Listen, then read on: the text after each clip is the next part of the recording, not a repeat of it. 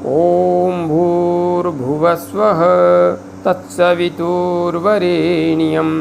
भर्गो देवस्य धीमहि धियो यो नः प्रचोदयात्। उस प्राण स्वरूप दुखनाशक सुख स्वरूप श्रेष्ठ तेजस्वी पापनाशक देव स्वरूप परमात्मा को हम अपनी अंतरात्मा में धारण करें।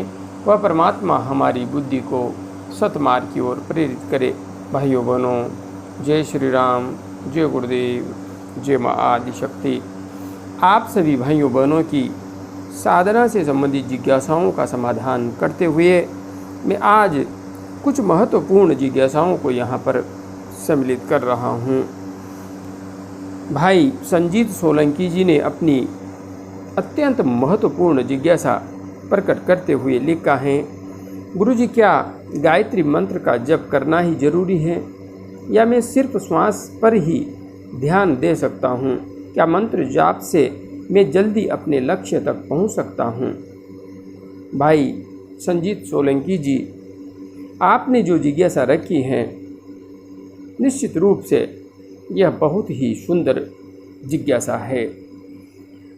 जहाँ तक बात है गायत्री महामंत्र का जप करने की और नहीं करने की, तो मंत्र अपने आप में एक विज्ञान है, एक साइंस है हमारे प्राणों को स्पंदन करने का। और श्वास पर जब हम ध्यान करते हैं तो यह श्वास ही है जो मंत्र के माध्यम से स्पंदित होती है। इस श्वास पर मंत्र शक्ति का आरोहण करने की प्रक्रिया ही कुंडलिनी का जागरण है। जहाँ तक बात है श्वास पर ध्यान करने की, तो व्यक्तिगत अनुभव से मैं आपसे कह रहा हूँ, कई ऐसे साधक भाई बहन हैं जिन्होंने श्वास पर ध्यान किया और उनको कई समस्याओं का सामना करना पड़ा है। कई साधक मेरे पास भटकते हुए पहुँचे हैं और मैंने उनकी साधना में थोड़ा सा रूपांतरण करके सहजता से उन्हें भयावह स्थिति से बाहर निकाला है। तो यहाँ पर आपको मेरा यह सुझाव है, आप श्वास पर ध्यान करना चाहते हैं, कीजिए, कोई समस्या नहीं है। किंतु सुषुम्ना नाड़ी में प्राण का प्रवाह कैसे करें, आज्ञा चक्र का जागरण कैसे करें, इन दोनों वीडियोज़ को अवश्य देख लीजिए। दोनों वीडियोज़ को देखने के पश्चात उनमें जो विधि मैंने समझा रखी है उसे अपनी साधना में अवश्य स्थान दे दीजिए। यदि आपने इन दोनों वीडियोज़ में जो मैंने समझा रखा है, विशेष तौर से सुषुम्ना नाड़ी में प्राण का प्रवाह कैसे करें, इस वीडियो में जो समझा रखा है उसका अनुसरण नहीं किया और आप निरंतर श्वास पर ध्यान करते रहे, तो आप एक दिन ऐसी स्थिति में पहुंचेंगे जहां पर आपको मेरी बहुत अधिक आवश्यकता पड़ जाएगी। बस आपको सिर्फ इतना करना है, उस विधि को अपनी साधना में सम्मिलित कर लेना है। बाकी सर्वश्रेष्ठ रहेगा आप श्वास पर भी ध्यान करें और आज्ञा चक्र पर ध्यान करते हुए गायत्री महामंत्र का भी जप करें। यदि दोनों विधियों को आप साथ ले लेंगे तो आपकी गति, जो आप लक्ष्य प्राप्त करना चाहते हैं, वहाँ पर शीघ्र अतिशीघ्र पहुँच सकेंगे। इसलिए सम्मिलित करके आगे बढ़िए। सफलता का औसत, सफलता की गति बड़ी तीव्र हो जाएगी। आगे हमारे गुरु भाई मनीष शर्मा जी ने अपनी जिज्ञासा प्रकट करते हुए लिखा है, प्रणाम भैया जी, जय गुरुदेव, जय माँ आदिशक्ति। भाई मनीष जी प्रणाम। जगत जननी माँ एवं सदगुरुदेव की कृपा आप पर हमेशा बनी रहे। प्रणव में विलीन होने के अनुभव के बाद भी कोई स्थिति है या यात्रा का यही अंतिम अनुभव है? भाई मनीष जी, जब निर्विकल्प में जा कर के प्रणव में ओमकार की तुरीयातीत अवस्था में साधक विलीन हो जाता है, तो वहाँ जाकर तो कुछ बचता ही नहीं है, सारा अस्तित्व ही ब्रह्ममय हो जाता है, समा जाता है, खो जाता है। इससे आगे यात्रा कहाँ? इससे आगे कौन सी यात्रा होगी जहाँ पर कुछ बचा ही नहीं? वहाँ से यात्रा कैसी? इसके आगे न कोई अनुभव है, न कोई यात्रा है। यह तो अनंत में डूब जाने की स्थिति है, खो जाने की स्थिति है, अपने आप को भी मिटा देने की स्थिति है। इसलिए यह यात्रा का अंतिम और अंतिम शाश्वत पड़ाव है। इसके आगे सभी यात्राएं समाप्त हो जाती है। आगे भाई सतपाल जौहर बिश्नोई जी ने अपनी जिज्ञासा प्रकट करते हुए लिखा है, गुरुजी, क्या ब्रह्मचर्य के बगैर अध्यात्म मार्ग में सफलता प्राप्त नहीं होती? इस पर अपने विचार रखें, और मिलती है तो कैसे मिलती है? भाई सतपाल जौहर बिश्नोई जी, आपने जो प्रश्न पूछा है, क्या ब्रह्मचर्य के बगैर अध्यात्म मार्ग में सफलता प्राप्त नहीं होती? अच्छा होगा आप हमारे इसी YouTube चैनल पर उपलब्ध ब्रह्मचर्य कब, क्यों, कैसे इस वीडियो को देखें। आपने यह जो प्रश्न पूछा है, इसका विस्तार से जवाब मैंने वहाँ पर दिया है, किंतु हाँ, यहाँ पर भी मैं संक्षिप्त में आपकी जिज्ञासा को सम्मिलित कर रहा हूँ, जवाब दे रहा हूँ।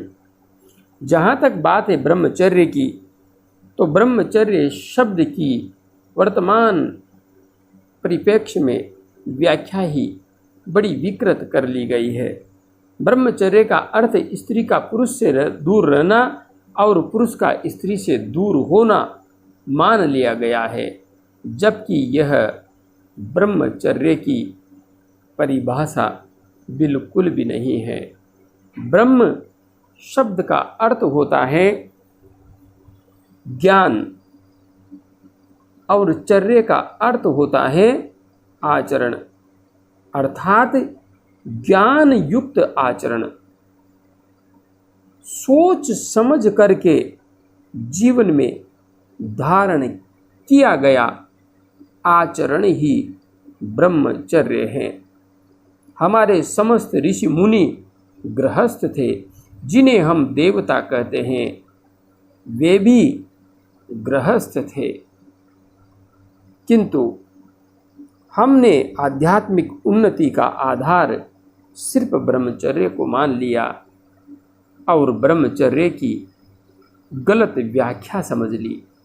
ब्रह्मचर्य आध्यात्मिक उन्नति का आधार है, किंतु ब्रह्मचर्य बहुत विराट शब्द है, अनंत विराट।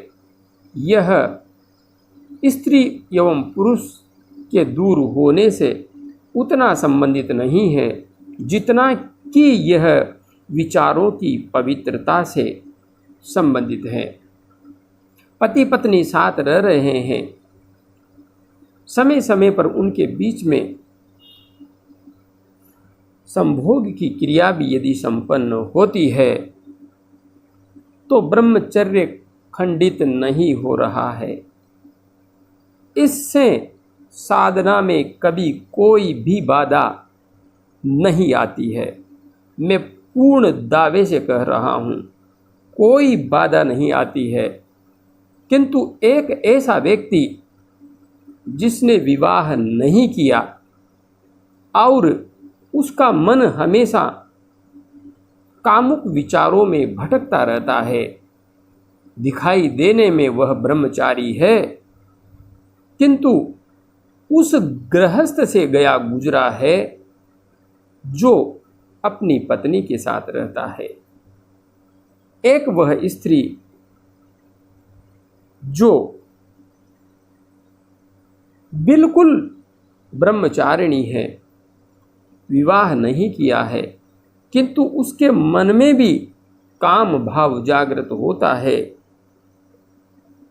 और यह भाव उसके मस्तिष्क पर हावी रहता है, तो ऐसी स्त्री भी ब्रह्मचारिणी नहीं है। दूसरी स्त्री जो गृहस्थ में रह रही है, किंतु मन बिल्कुल शांत है, निश्चित रूप से उससे कई गुना अधिक यह स्त्री ब्रह्मचारिणी है। इसलिए हमें समझना है वास्तविक अर्थ में कि हमें साधना किसको है। साधना शरीर को नहीं है, शरीर के माध्यम से हमको मन को साधना है। लक्ष्य मन को साधने का है। मन जब सधेगा तभी तो सब कुछ सधेगा। और मन को साधने के लिए शरीर को साधना पड़ता है, हमारे प्राण को साधना पड़ता है। और जब मन की बारी आती है तो उससे पूर्व शरीर एवं प्राण का सद जाना नितांत आवश्यक होता है। इन दोनों के सद जाने से हमारा मन सहजता से सद जाता है और फिर हम अध्यात्म के मार्ग पर सहजता से उन्नति कर पाते हैं। किंतु हाँ, वास्तविक अर्थ में स्त्री एवं पुरुष के नज़दीक रहने से आध्यात्मिक उन्नति बाधित होती है, ऐसा मैंने बिल्कुल भी अनुभव नहीं किया है और इस बात को मैं अक्षरशः साबित भी कर सकता हूँ। अक्षरशः बस पति पत्नी का जो संबंध है उसमें भी अति नहीं होनी चाहिए, संयम होना चाहिए। यदि संयम के साथ पति पत्नी का संबंध है तो कोई समस्या नहीं है, कोई भी समस्या नहीं है। आप सहजता से आध्यात्मिक उन्नति करते चले जाएंगे। हाँ, उस व्यक्ति से कई गुना तीव्र आपकी गति होगी जो गृहस्थी के दायित्वों से दूर है, किंतु उसका मन हमेशा स्त्रियों के बीच ही रहता है, स्त्रियों में ही भटकता है। वह कभी भी आध्यात्मिक उन्नति नहीं कर सकता, क्योंकि साधना मन को है और मन हमेशा स्त्रियों में विचरण कर रहा है। यदि ऐसा व्यक्ति विवाह कर ले तो ज़्यादा अच्छा है, बहुत अच्छा है। कम से कम उसे सांसारिक सुख तो मिलेगा, किंतु जो बाहरी रूप से ब्रह्मचारी होने का ढोंग करते हैं और आंतरिक रूप से कामुक विचारों से भरे रहते हैं, ऐसे व्यक्तियों को न तो यह संसार मिलता है, न उन्हें परमात्म तत्व का ज्ञान प्राप्त होता है, क्योंकि मन सदता ही नहीं है, मन रुकता ही नहीं है, मन ठहरता ही नहीं है। आंखें बंद की और मन स्त्रियों के पास चला जाता है, बस उन्हीं के इर्द गिर्द घूमता रहता है। ऐसे व्यक्ति आध्यात्मिक उन्नति नहीं कर सकते। इससे श्रेष्ठ है संयमित दिनचर्या के साथ, संयमित जीवन के साथ गृहस्थ आश्रम में रहते हुए आध्यात्मिक उन्नति की जाए। यह सर्वश्रेष्ठ मार्ग है। मैंने व्यक्तिगत अनुभव यही किया है और यह पूर्णतया साइंटिफिक है, विज्ञान युक्त है, बिल्कुल विज्ञान युक्त है। जय गुरुदेव, जय माँ आदि शक्ति।